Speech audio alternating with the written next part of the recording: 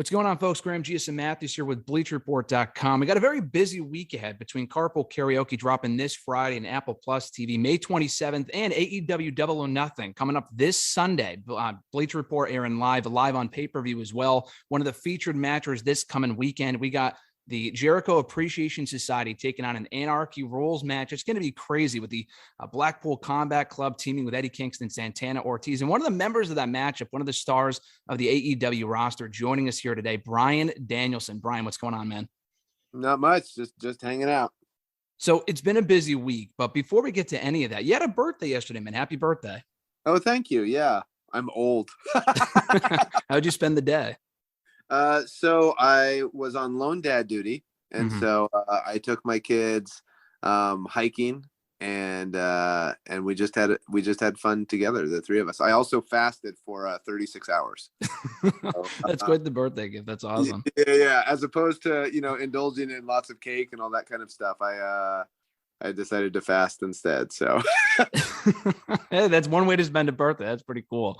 But yeah. Especially with Father's Day coming up in a couple of weeks too. I'm sure it's a very, exciting time for you and everything else. But like I said, we got a very exciting weekend ahead between Carpool Karaoke, Double or Nothing on Sunday, as I mentioned. We'll talk Carpool first. You're going to be in one of the upcoming episodes.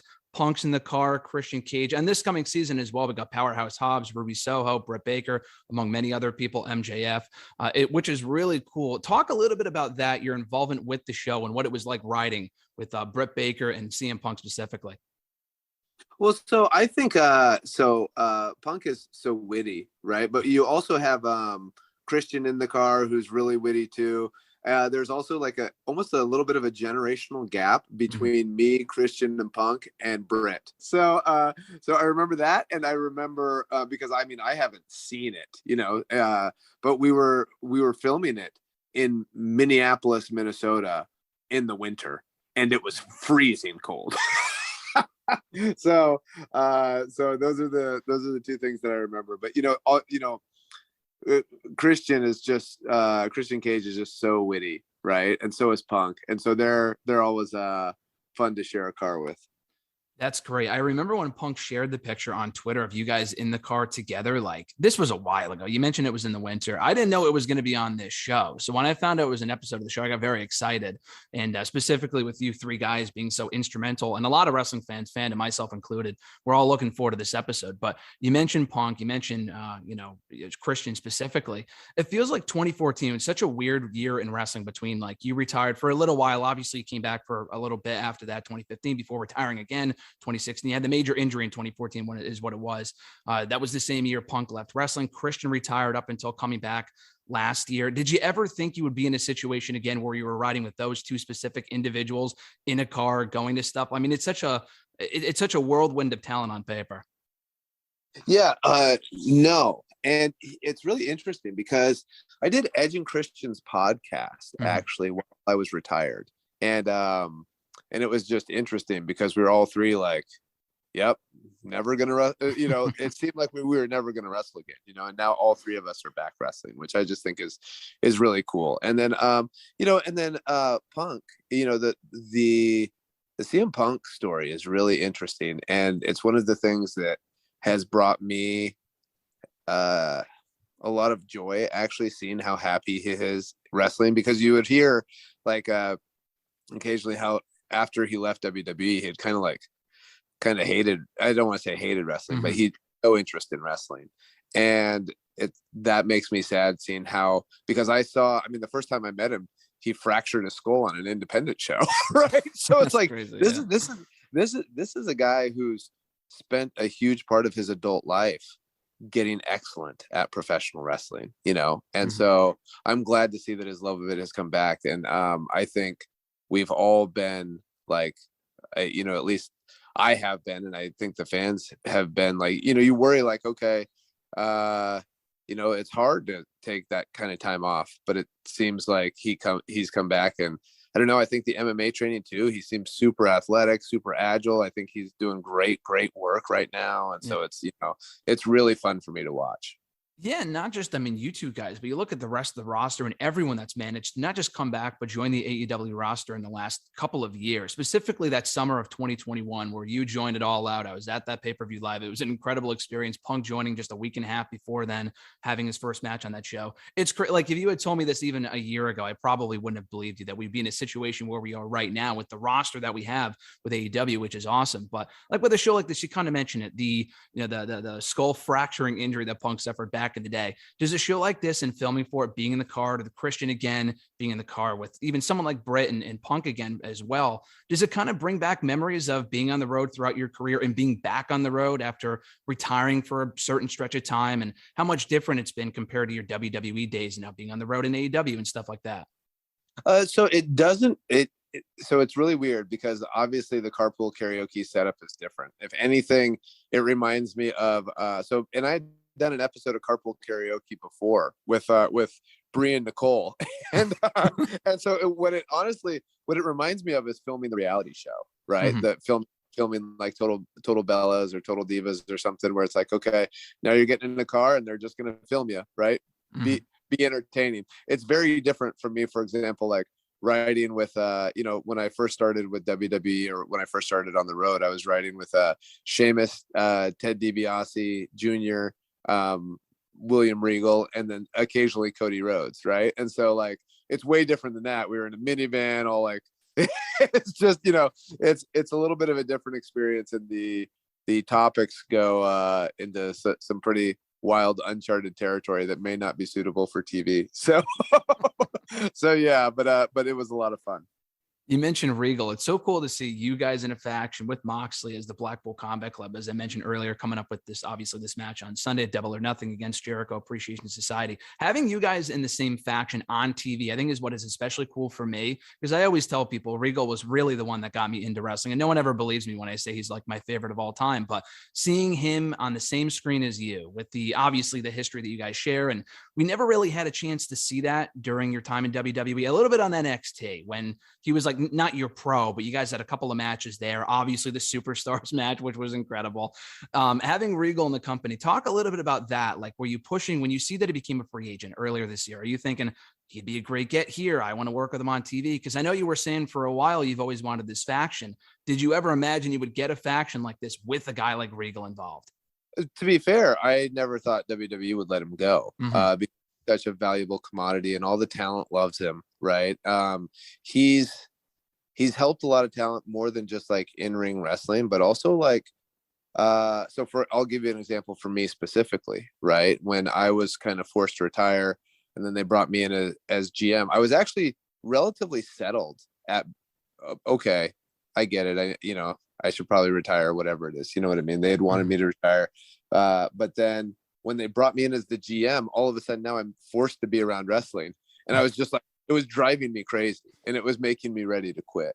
Right. And Regal was the one who talked me off the ledge. Right. He's the one who he's always great with advice. He has a lot of perspective, given that he's been in wrestling since the mid 80s, right? He's been there for when WCW was closing down, and he's been through the ups and downs of wrestling, you know what I mean? So he has a lot of great perspective from that regard. And then also from from a personal side, like he's been a great mentor to me since I first met him in 2000. One of the things, it's interesting, Jericho, if you would have asked me before this last Wednesday, who do you dislike more, Eddie Kingston or Chris Jericho? I would have said, even though I'm teaming with him at the pay-per-view, I probably still dislike Eddie Kingston more than Chris Jericho, right? but Jericho talked about, the addiction stuff and almost like belittling, William Regal for his past problems. But, and I don't think I've ever said this before, maybe not even to him, but I mean, my family has a history of addiction stuff, and especially with my dad. And like, he really helped me with that because of his past problems. Right. And so it was like, when somebody brings up that stuff, whatever it is, it actually gets to my heart a little bit, because it reminds me of like, okay, his perspective on it helped me love like my dad through his addiction. Wow. Right. Well, whereas it was weird. It was like I was always almost trying to change him, right? Trying to change my father in the sense of like that sort of thing. And the way that William Regal, when the conversations that we had a lot of long conversations about it. It was like it helped me love my father as he was, right? And that was such a blessing. You know what I mean? Especially, you know, my dad died in 2014, so it was essentially 10 years after William Regal and I had those conversations that like I got to live those 10 years like fully loving my dad, as opposed to like the half like wishing he would change. And you know I was always still trying to help him, but he had just such a great perspective on it that helped. Just, I mean, there's some things that make your wrestling life better. He's made me a much better wrestler in many different ways, but there's also ways that he's just made my life better, right? And so that said, I'm thrilled to be able to see him every week, you know, because for, you know, once I came to AEW, I didn't think, you know, once you leave companies, you know, sometimes you don't cross paths with people for a long time. So I'm thrilled to be able to just spend time with him every week. That's so cool, man. I mean, yeah, seeing you guys on screen and knowing the history you guys share, even you sharing that right there, man, that's awesome. And really cool to hear that. And it's so cool to see him doing well too. I mean, I know he's talked before about his health issues, but by all accounts, he seems like he's doing great. He was on Jericho's podcast recently talking all about it, which is so cool. Like I said, to see you guys on TV and all of you guys and just the prime of doing what you're doing right now, Moxley as well, and just killing it right now. Like I said, what'd you say? Mox might be my favorite person to watch in pro wrestling right now. Like he's amazing.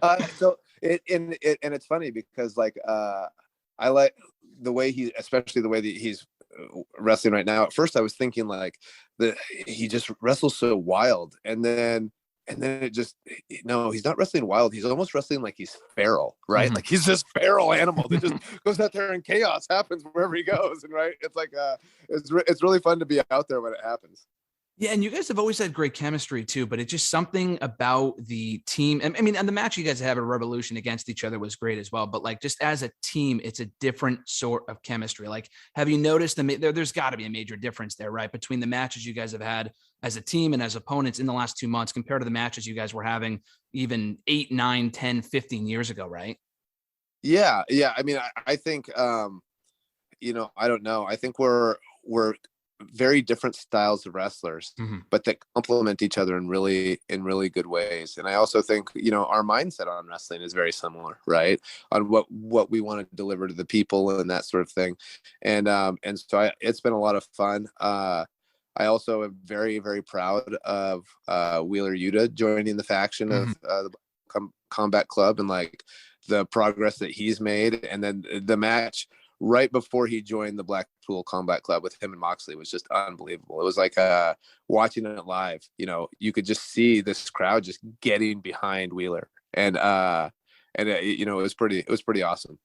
Yeah, that was a great match too. Unfortunately, he won't be a part of the match on Sunday. Wheeler Yuta, that is. I know he's doing his thing over in New Japan right now, which is super cool. But it's going to be a great match. Any expectations for what we can expect from this match? I mean, it's Anarchy rules, I guess it is, and it's going to be wild. Thankfully, we're not getting Stadium Stampede, as I think it was Mox that mentioned that on Sunday. This is going to be an all-out rules match. What can we expect from this match on your end come Sunday?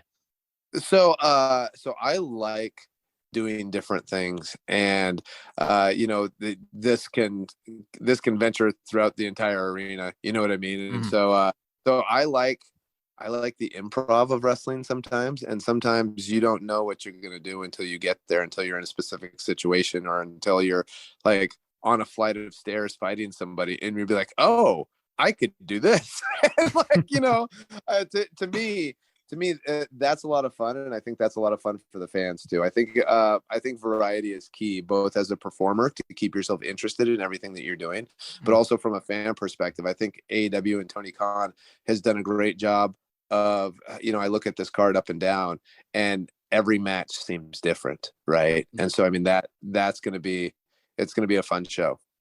It's going to be great. And like you said, it's going to be something so different than everything else on the card, which is, you know, stacked as it is. Are you going into this match 100%? I know some people are concerned after what the footage that came out from last Dynamite's taping with I know you had the mini injury, but it seems like you're okay. Just want to check on your status. Yeah. So it's interesting, you know, I laugh at myself because, you know, it was my birthday yesterday. I just turned 41, and I'm just this old man who like falls into these cracks and then can't get out. I mean, I'm so, like, I don't know if you remember Steve Urkel, right, from Yep.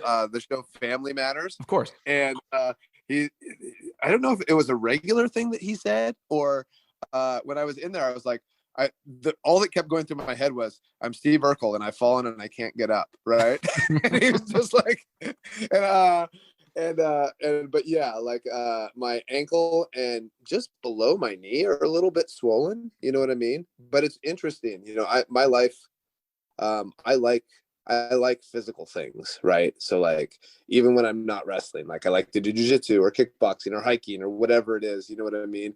And so I'm kind of used to things being swollen and and that sort of thing. But I don't know. I'll be at Dynamite on Wednesday, and I'll have to get the trainer to check on it just to make sure, you know, everything's okay. I took my kids hiking 2 days this week, but they're kids hikes, right? Mm-hmm. So it's like, you know, my son's not even 2, so it's got to be something that he can do, right? So it's really just walking. And that was like, okay, you know, like I can feel this a little bit, right? You know, but it's really interesting. I don't know. I find it fascinating just from a performer standpoint. The second I put my wrestling gear on, I feel invincible, right? No matter what's hurting. Like I put my gear on and I'm like, okay, I'm ready to go. And it doesn't matter if, like, you know, I'm looking at my ankle right now, I'm thinking like, and then, but you know, when I put my gear on and all that kind of stuff, it, you know, there's nothing in the world that it feels like it can hurt me. And I know that that's not true, but that's just how it feels. So yeah, no, for sure. I'm sure you'll be fine come Wednesday. I mean, like I said, we were all worried. I'm sure you're okay. So, you know, it's funny to hear that you're doing better, and just the way that it happened was funny too. So it is what it is. Stuff happens, I guess. Yeah, I was laughing afterwards with Eddie Kingston and Mox, just like, of course, I'm just this old, like this would have never happened to me at 28. I would have been very aware of my surroundings, but now I'm just this old clumsy man who slips and things, and right, and like, you know, and then like, I really like Tony Khan's tweet too. It's like, that's why you shouldn't fight after the ring or after the match, because that's the kind of stuff that happens. And it's like, yeah, gosh. So yeah, exactly. That's just the stuff that happens. It's funny. But as we wind down here, Bryan, got to ask too, the music that you have in AEW is fantastic. We talked to Elliot about 9 months ago, myself and the other Bleacher Report guy, Chris, because he's friends with him, I guess, because he spoke with you last time. And through that, he got connected with Elliot. So they talked about the music and we had a whole conversation about it. And it's a great entrance theme. For a while, when you first started in AEW, there were no lyrics, so they didn't play the lyrics or whatever. Now we're getting the lyrical version every week. My girlfriend and I love it. Got to ask you about that and what was kind of like, if you were even involved with that process, because there was no lyrics and now we have the lyrics on screen, which is great. Was there any involvement from your end on that, or was that just kind of something that happened? Yeah, so Tony and I were talking back and forth and debating back and forth about the lyrics, and his kind of opinion was like, if you were to go heel, the lyrics would be great, but I don't know if the lyrics are great for like a good guy. You know, that was his kind of thing, and I get it, right? Saying that you're born for greatness is a very antagonistic thing to say, you know what I mean? Yeah. And so but then once I kind of became more antagonistic as a character, like it fit perfect, you know. And so and then I'm actually really excited because Elliot's dropping or releasing the full single here coming up soon. I think it's I want to say it's right before, I think he's aiming to do it right before the Forbidden Door pay-per-view that we're having with New Japan. So I think maybe on like the 23rd or something like that. And he's got some big name, 2 big name hip hop guys on it. So, you know, it's it should be really cool. But I'm super thrilled, you know, because Bree especially has known Elliot and for a long time, and so and then we've become good friends, and you know, we like to go out to dinner and all that kind of stuff. And so when I was when I decided to come to AEW, I called. I think I texted Elliot first, and then we called and I talked on the phone to him.